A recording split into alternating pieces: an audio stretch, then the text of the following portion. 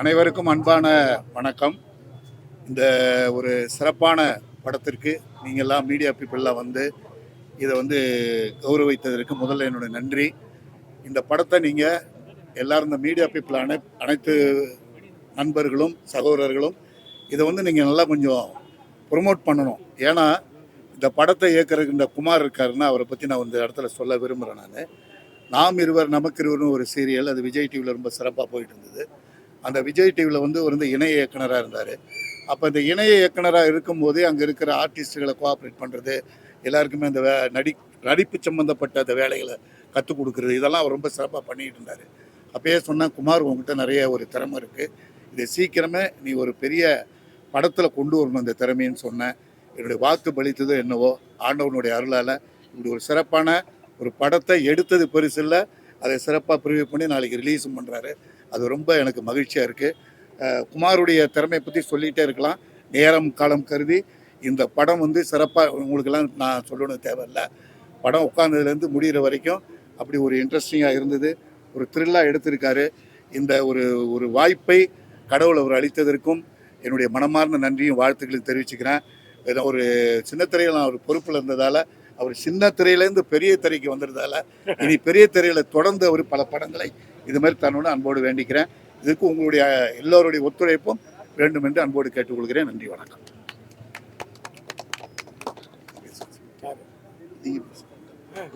பேசுங்க.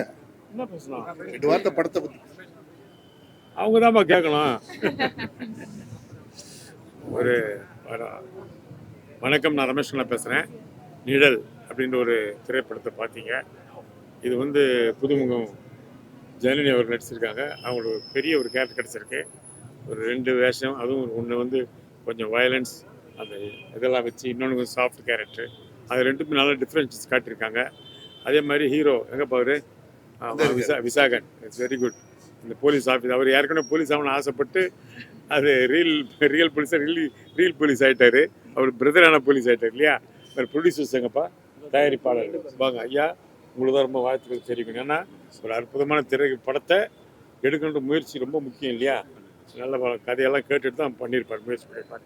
ரொம்ப டிஃப்ரெண்ட்டான சப்ஜெக்ட். ஏன்னா இப்போ தான் லேட்டஸ்ட்டாக நம்ம முதல்வர் விஜய் அவர்கள் சிங்கப்பெண்ணை ஆரம்பிச்சிருக்கிறாரு. அதுக்கான தொடக்கம் இங்கேருந்து தான் வந்திருக்குது. ஏன்னா இதில் பார்த்தாலும் உங்களுக்கு தெரிஞ்சிடும் எப்படி பெண்கள் பாதிக்கப்படுறாங்கன்றதை அருமையாக காமிச்சிருக்காரு. அது இந்த நேரத்தில், கரெக்டான நேரத்தில் இந்த படம் வந்திருக்கு. அது ஒரு பெரிய விஷயம். நிச்சயமாக இது மாபெரும் வெற்றி அடையும், மாற்று கருத்தே கிடையாது. அது குமார் அவர்களுக்கு மனமார்ந்த வாழ்த்துக்களை தெரிவிச்சுக்கிறேன். ரொம்ப அற்புதமாக எடுத்திருக்கார் டைரக்டர். நான் எப்போயும் புது டைரக்டர் படத்தில் அடிக்கும் போது கொஞ்சம் பயப்படுவேன். ஏன்னா அவங்க கொஞ்சம் நிறைய எடுப்பாங்க. இந்த பக்கம் ஒன்று எடுக்கலாம், அந்த பக்கம் ஒன்று எடுக்கலாம், இன்னொன்று கூட எடுத்துக்கலாமான்னு கேட்டுட்டு கட்சியில் மானிட்டரை பார்த்து இன்னொன்று எடுக்கலான்னு முடிவு பண்ணுவாங்க. நம்ம 4 தடவை நடிக்க வேண்டியதாக இருக்கும். ஆனால் அந்த விதமாக எந்த பிரச்சனையும் இல்லாமல் நான் ஒரு 4-5 நாள் நடிச்சிருப்பேன். நான் படம் போட்டு நான் இருக்கிற மாதிரி ரொம்ப அற்புதமாக ஒரு பெரிய டைரக்டருக்கான அத்தனை குவாலிட்டி அவர்கிட்ட இருக்குது. ஏன்னா அவர் ஒர்க் பண்ணியிருக்காங்க, எனக்கு இப்போ தான் தெரியும் விஜய் டிவியில். அதனால் பக்காவாக டெக்னிக்கலாக அதேமாதிரி கேமராமேன் ரொம்ப அற்புதமாக பண்ணியிருக்காரு.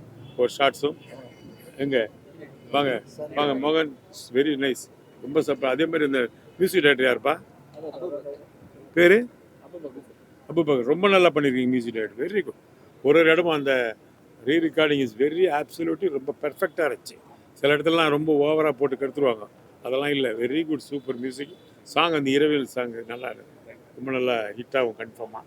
நல்ல வார்த்தைகள் எழுதியிருக்கிறாரு. யார்? பிரசாந்தா ரைட்டர்ஸ், வெரி குட். நல்ல லிரிக்ஸ் நல்லா இருந்துச்சு கேட்குறது. தீ சுடும் அந்த பாட்டும் சரி, இந்த இரவில் நல்லா இருக்குது. நல்ல அற்புதமான ஒரு திரைப்படம். நிழல்னாலே படத்துக்கு எப்பவுமே வெற்றி அடையும். ஏன்னா சமீப காலத்தில் நம்ம பார்த்த படங்கள்லாம் பார்த்து நிழல்கள் இயக்குனருமே பாரதிராஜ் இழந்து விட்ட இந்த நேரத்தில் அவரை ஞாபகப்படுத்துகிற மாதிரி இருக்கும். நிழல்கள் படம் வந்த அப்புறம் மாபெரும் வெற்றி அடைந்து அதில் நடித்த ஒரு ஹீரோவுக்கு வந்து நிழல்கள் ரவின்னு பேர் வச்சுட்டாங்க. இன்றைக்கு வரைக்கும் அவர் அந்த பேர் வச்சு தான் கூப்பிட்றாங்க. அதே மாதிரி நிழல் நிஜமாகிறது பெரிய ஹிட்டு.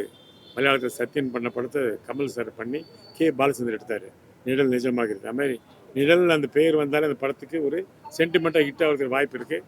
அதுக்கு இந்த படம் மாற்று கருத்தே கிடையாது. நிழல் இந்த படம் மாபெரும் வெற்றி அடையும். இதில் நடித்த அத்தனை பேருக்கும், தொழில்நுட்ப கலைஞர்களுக்கும் எல்லாருக்கும் பெரிய ஒரு எதிர்காலம் இருக்குது. ஆனால் அந்த எதிர்காலம் எல்லாமே யாருகளில் இருக்குதுன்னா மீடியா பீப்புள்கிட்ட இருக்குது. நீங்கள் எழுதுறத வச்சு தான் மக்கள் வந்து இப்போல்லாம் அப்படி தான் ஆயிடுச்சு. இன்னெல்லாம் ஜனங்க நேராக வந்து படம் பார்ப்பாங்க, பார்த்துட்டு அவங்கவுங்க முடிவு பண்ணுவாங்க. இப்போ அப்படி இல்லை, முதல்ல மீடியாவில் பார்த்து தெரிஞ்சுக்கிறாங்க. நல்லா இருக்கா, போகலாமா வேணாமான்னு இன்டர்வெல்லே ஒருத்தர் சொல்லிடுறாரு படம் அப்படிலாம் வந்துட்டு அதெல்லாம் அதெல்லாம் நிறுத்தணும். அது வந்து சிஎம்க்கு தனியாக ஒரு பெட்டிஷன் போட்டிருக்கோம். அதாவது இன்டர்வல் வரதுக்கு முன்னாடியே படத்தை பற்றி விமர்சனம் கொடுத்து வர்றவனைக்கு எடுத்துடுறது அப்படிலாம் இல்லை. படங்களை வந்து அவங்கவுங்களுக்கு மூடுக்கு ஏற்ற மாதிரி பார்த்து திறமையாக அது நல்ல முடிவு என்னன்னு அப்படி சொல்லுவாங்க. இந்த படம் எனக்கு பார்க்கும்போது ரொம்ப ஆச்சரியமாக வந்து ஃபர்ஸ்ட் ஆஃப் என்னப்பா இவ்வளோ சீக்கிரம் வந்துச்சு ஃபர்ஸ்ட் ஆஃப் இன்டர்வல் விட்டீங்க அப்படி தான் தோணுச்சு எனக்கு படம் பார்த்தோன்னே. சடாலும் வந்துடுச்சு. அதே மாதிரி செகண்ட் ஹாஃப் அவ்வளோ ஸ்பீடாக போயிடுச்சு. ரொம்ப அற்புதமாக பண்ணியிருக்காரு. ரொம்ப நல்லா இருந்து என் கூட இந்த பத்திரிக்கையாளர் எல்லாரும் பயணிக்குமாரெலாம் ரொம்ப பாராட்டினார் பக்கத்தில் உட்காந்து. ரொம்ப அவருக்கும் ரொம்ப பிடிச்சது சப்ஜெக்ட். அதனால் இந்த படம் மாபெரும் வெற்றி அடைய உங்களுடைய ஒத்துழைப்பு நிச்சயமாக தேவை. இந்த படத்தில் வந்த அத்தனை பேருக்கும் எதிர்காலம் பிரகாசமாக இருக்க சொல்லி விடைபெறுகிறேன். நன்றி, வணக்கம்.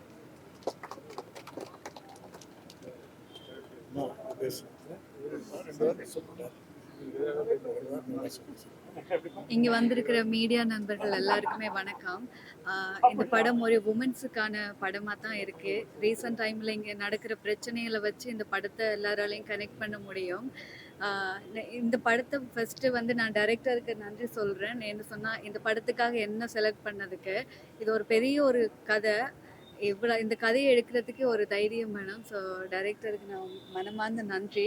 அதே மாதிரி இந்த படத்தில் ஒர்க் பண்ண எல்லா ஆர்டிஸ்ட்டுக்கும், டிஓபி, எடிட்டர்ஸ், எல்லா ப்ரொடக்ஷன் எல்லாத்துக்குமே நன்றி சொல்கிறேன். டிஓபி நிறைய பேர் சொல்லியிருப்பினா அவ்வளோ ஒரு அழகான ஒரு இதாக எடுத்திருக்கு. எங்களுக்கு ஷூட்டில் இருக்கும்போதே அப்படி தான் எல்லா விஷயமும் டைரக்டர் எப்படி சொல்கிறதோ அதே மாதிரி தான் டிஓபியும் அவ்வளோ அழகாக கொடுத்துருக்கிறாரு.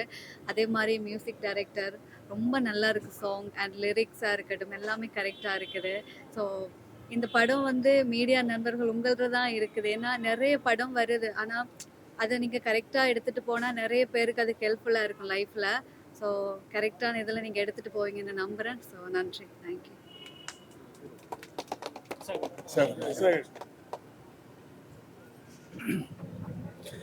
எல்லாருக்கும் வணக்கம்.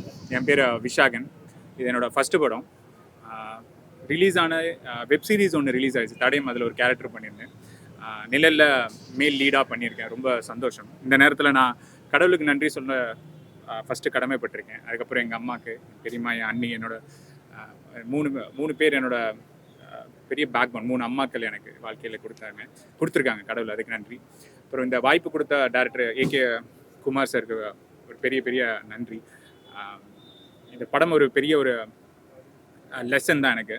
அண்ட் நிறைய சீனியர் ஆர்டிஸ்டோட டைம் ஸ்பெண்ட் பண்ண ஒரு நல்ல ஒரு வாய்ப்பு கிடச்சிது. டைம் ஸ்பெண்ட் பண்ணுற வாய்ப்புன்றதோட நிறைய லேர்னிங்க்கான கிளாஸாக தான் இருந்தது. ரொம்ப ரொம்ப நன்றி, எல்லாருக்கும் நன்றி. அதை தெரிஞ்சுக்கணும்னு நினைக்கிறேன். அண்ட் டெக்னீஷியன்ஸ் எல்லாருக்கும் ரொம்ப நன்றி. அண்ட் பொதுமக்களுக்கு என்னோட ரெக்வெஸ்ட் வந்து இந்த படத்தை சப்போர்ட் பண்ணுங்கள். ரொம்ப கம்மியான பொருள் செலவில், ரொம்ப குறுகிய ஷூட்டிங் டேஸ், குறுகிய நாட்களில் ரொம்ப பாடுபடுத்தி எடுத்த படம். மக்கள் இதை பார்த்து சப்போர்ட் பண்ணணும். அண்ட் விமென் சேஃப்டியை பற்றி பேசியிருக்கோம். இந்த நேரத்தில் எனக்கு ஒரே ஒரு இன்சிடென்ட் ஞாபகம் வருது. வேற நிர்பயா 2 கேஸ் திருப்பியும் டெல்லியில் ஒரு கேஸ் நடந்தப்போ அந்த பெண்ணோட ஸ்டேட்மெண்ட் வந்து ரொம்ப கஷ்டமாக இருந்தது. போலீஸ் ஸ்டேஷன் வந்து கம்ப்ளைண்ட் பண்ணுங்க அப்படின்னு சொன்னப்போ அந்த அம்மா வந்து இல்லை, நான் வீட்டுக்கு போய் என் கணவருக்கும் பிள்ளைக்கும் சாப்பாடு செஞ்சு போடணும் அப்படின்னு சொல்லிட்டு நான் அப்புறமா வரேன்னா ஸ்டேஷனுக்கு வர டிலே பண்ணுறாங்க. கேட்டு எனக்கு ரொம்ப கஷ்டமாக இருந்தது. இந்த சமுதாயம் அந்த பெண்ணை எப்படி மாற்றிருக்கு, இல்லை அந்த பெண் எப்படி இந்த சமுதாயத்தால் மாற்றப்பட்டாங்க அப்படின்னு தெரியல. ஒரு இவ்வளோ பெரிய வலி கொடுமை நடந்திருக்கு. அதை மறைக்கணும், இல்லைனா அது எனக்குள்ளேயே இருந்துக்கிட்டோம் அப்படின்னு நினைக்கிற ஒரு கட்டத்துக்கு அவங்க எப்படி போனாங்கன்னு தெரியலையன்றது ரொம்ப பெயின்ஃபுல்லாக இருந்தது. பட் இந்த படத்தில் அதை டைரக்டர் சார் நல்லா ஹேண்டில் பண்ணியிருந்தாங்க. ஸோ நீங்கள் வலியை வச்சிருக்கணும் அவசியம் இல்லை. அந்த வாய்ஸ் ஃபார் வாய்ஸ்லெஸ்ன்ற அந்த ஒரு ஸ்டேட்மெண்ட் நான் கேட்டுகிட்டே இருப்பேன். அது இந்த படத்தில் எனக்கு எப்படி இருந்தால், ஏன் வாய்ஸ் ஃபார் வாய்ஸ்லெஸ், அந்த வாய்ஸ்லெஸ்க்கு ஏன் வாய்ஸ் வரல, எல்லாருமே பேசணும்ல. எல்லாருக்கும் ஏதாவது ஒன்று நடந்துச்சுன்னா ஃபஸ்ட்டு நம்ம பேசுகிறதுக்கான ஒரு தைரியமும் ஒரு இடமும் நமக்கு இந்த கவர்மெண்ட் அண்ட் இந்த சொசைட்டி வந்து அமைச்சு கொடுத்துட்டே இருக்கணும். இதுதான் இந்த படத்தோட மூலியமாக நான் கற்றுக்கிட்டது. So thank you all.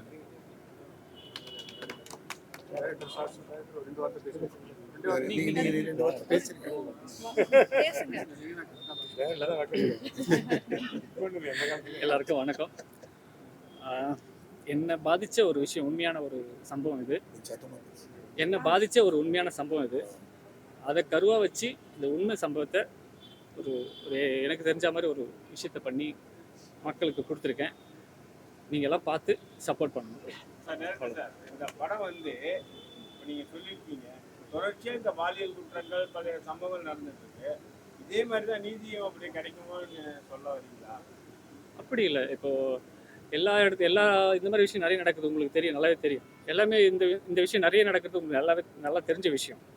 இதில் வந்துட்டு ஒரு 100 பேருக்கு ஒரு விஷயம் நடக்குதுன்னா அதில் 2 பேருக்கு தான் அந்த தண்டனை கிடைக்குது. மீதி 80 பேருக்கு கிடைக்கல. இது வரைக்கும் கிடைக்கல. இதுக்கப்புறம் கிடைக்கணும் நாங்கள் நம்புகிறோம். அவ்வளோதான். அதோடைய பாதிப்பு தான் நாங்கள் இது பண்ணிட்டோம்.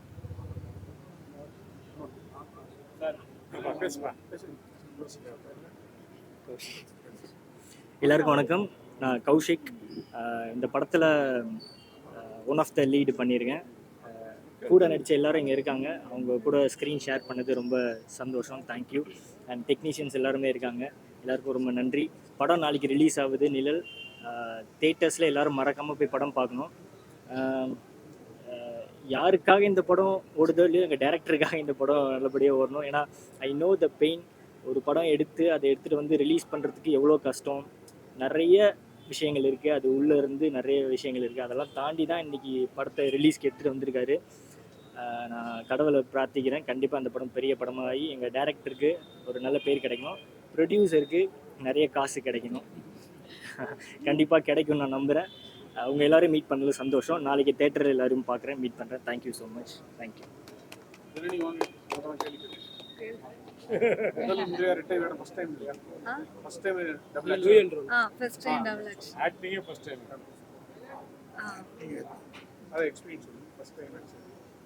ஃபர்ஸ்ட் டைம் எனக்கு கொஞ்சம் ஏன்னா டபுள் ஆக்ஷன் எப்படி செட் ஆகுன்ற ஒரு பயம்தான். பட் எல்லாமே அதே மாதிரி தான். டீமாகவே எனக்கு ஒரு நல்ல டீம் கிடைச்சிருக்குன்னு தான் சொல்லுவேன். ரொம்ப இப்படின்னு திணிக்காமல் என்னென்ன தேவையோ அந்தந்த அதை டைரக்டர் சொல்கிறபடி தான் அவர் எக்ஸ்பிளைன் பண்ணபடி எனக்கு அது கொஞ்சம் கஷ்டமாக இருந்துச்சு. ஏன்னா அந்த டக்குன்னு காஸ்டியூம் சேஞ்ச் பண்ணுறது மட்டும்தான். மற்றபடி உண்மையிலுமே அவர் தான் எல்லாமே. ஏன்னா ரொம்ப ப்ரெஷர் பண்ணாமல் என்ன தேவையோ அதை கரெக்டாக சொன்னதால் என்னால் அதுக்கேற்ற மாதிரி பண்ண முடிஞ்சது. ஸோ அவருக்கு தான் நன்றி சொல்ல வேண்டாம். அவ்வளோ. இந்த படத்தில் நீங்கள் வந்து ஒரு மாதிரி டெவலப்மெண்ட் பண்ணிருக்கீங்க. ஆனால் இப்போ தமிழ்நாட்டில் பெண்களுக்கு சேஃப்டி இருக்கா இல்லையா? ஏன்னா இப்போ நேற்று தான் வந்து சிங்கப்படையில் ஆரம்பிச்சாங்க பெண்கள் படையில. அதோட கருத்து என்ன, உங்களோட கருத்து? சேஃப்டி தேவையா தேவையில்லையா? சேஃப்டின்றது தேவை தான். இப்போ எல்லா சேஃப்டியுமே வந்து எனக்கு தமிழ்நாடு அவ்வளோ கவர்மெண்ட் அரசியல் பொலிட்டிக்கல் பற்றி எனக்கு அவ்வளோ தெரியலை. சேஃப்டி இருந்தால் நல்லம். ஆனால் இப்போதைக்கு எனக்கு தெரியல அவ்வளோ. எங்கே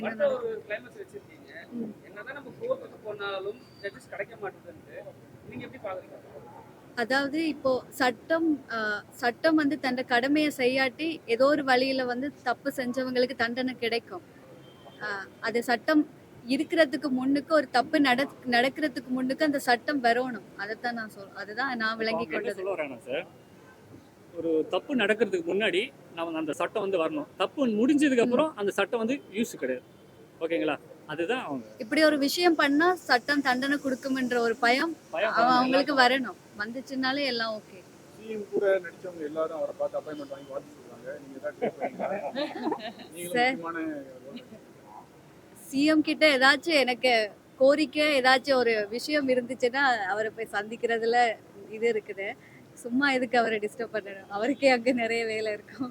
பிக் பாஸ் ஜனனி இப்போ வந்து நிழல் ஜனனியா இருக்கீங்க, சரிங்களா? இதில் எப்படி உங்களுக்கு மாற்றமா நீங்க கொண்டு வந்தீங்க? படத்துலையும் சரி உங்களுக்கு படத்துல அந்த கேரக்டர் எப்படி அந்த கேரக்டருக்கு என்ன தேவையோ சார் சொல்லியிருந்தாரு, இந்த மாதிரி தான் தேவை அப்படின்ட்டு.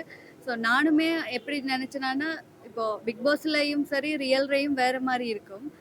ஸோ படம்னு வரும்போது அந்த கேரக்டர் எப்படி இருக்கும்னு கொஞ்சம் அதை பார்த்து நிறைய உமன்ஸுக்கு வந்து அவங்க பர்சனலாக லைஃப்பில் ஒரு ஸ்ட்ராங்காக வரணும். ஸோ அந்த மாதிரி ஒரு சேஞ்ச் தான் எனக்கு தோணுச்சு. நீங்கள் எலெக்ஷன் ரிசல்ட் அன்னைக்கு இந்தியாவில் இருந்தீங்களா? டிவி பார்த்தீங்களா? அந்த சமயத்தில் எப்படி இருந்தது? இல்லை, நான் அப்போ ஸ்ரீலங்கா தான் இருந்தேன். பட் நான் வெயிட் பண்ணி இங்கே அப்டேட்லாம் கேட்டுட்டு தான் இருந்தேன். என்ன அப்டேட் சார் வந்துட்டாரான்னு. அவ்வளோ.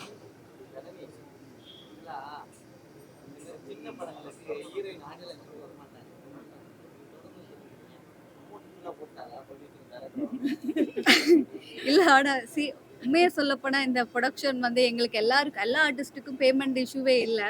உண்மையா தான். சின்ன படமோ, பெரிய படமோ அதுல நான் நடிச்சிருக்கிறேன். அதுக்கு வர வேண்டியது ஒரு கடமை எனக்கு. அது நான் எந்த படத்துல நடிச்சாலும் கண்டிப்பா வருவேன். வராத ஹீரோயின்லாம் என்ன சொல்ல வரீங்க? ஐயையோ! இது எனக்கு இத பார்க்கும்போது அந்த படத்துல எல்லாம் இப்படி இப்படி கேள்வி கேட்பாங்கல்ல, அப்படி இருக்கு. அது அவங்க விருப்பம். அது நான் சொல்லல. ஆ ஏன் அப்படி? என்ன இல்ல அது யார் நடிச்சாலும் என்ன, நான் நடிச்சா நான் அதுல வருவேன். அதுல நான் ஒரு கேரக்டர் எந்த படத்துல ஒரு கேரக்டர் பண்ணியிருந்தா கூட அதுல என்ன கூப்பிட்டா நான் வரப்போறேன். அவ்வளவுதான்.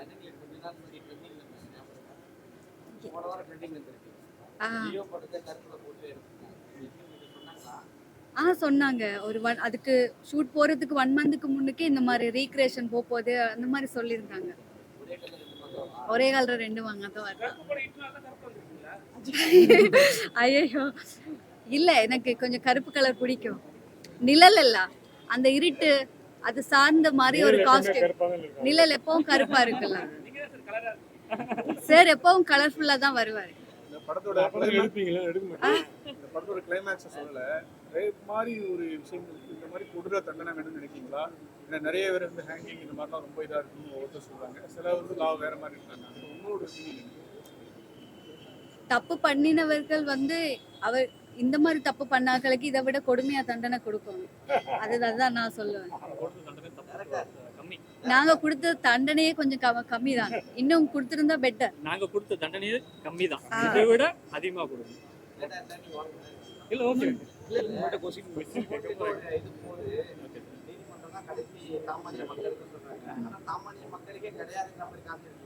சார் சாமானிய மக்களுக்கு நீதி கிடையாதுன்னு மாதிரியா? ஆமா சார். அதாவது எது எப்படின்னா புரியல, இருங்க ஆமாலாம் கிடையாது. அவ்வளோலாம் சொல்றாங்க. சாமானிய மக்களுக்கு வந்துட்டு இருங்க சாமானிய மக்களுக்கு வந்துட்டு அதாவது இப்போ நான் சாமானியன், என்னை விட ஒரு கோடீஸ்வரர் கிட்ட நான் போய் ஃபைட் பண்ணேன்னா அவர் ஜெயிப்பாரா நான் ஜெயிப்பேனா? அவர் தான் ஜெயிப்பார் ஒரு சட்டத்துல, ஒரு கோர்ட்ல. ஓகேவா? அவர் தான் ஜெயிக்க முடியும், நான் ஜெயிக்க முடியாது. நான் சாமானியன். புரியல சார்.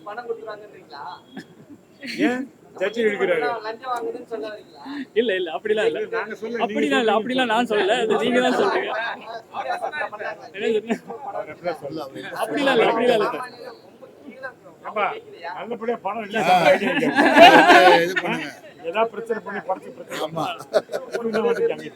அதுக்கு தேடி வந்துக்கலாம் சார். உங்க ஆதரவு எங்களுக்கு சப்போர்ட் பண்ணுங்க. நல்லா தானே போயிட்டு இருக்கு. டிஸ்டர்ப் பண்றேன். வேற நல்ல கேள்விப்பா. தேங்க்யூ. திருமணம் அடங்க மாட்டேன்.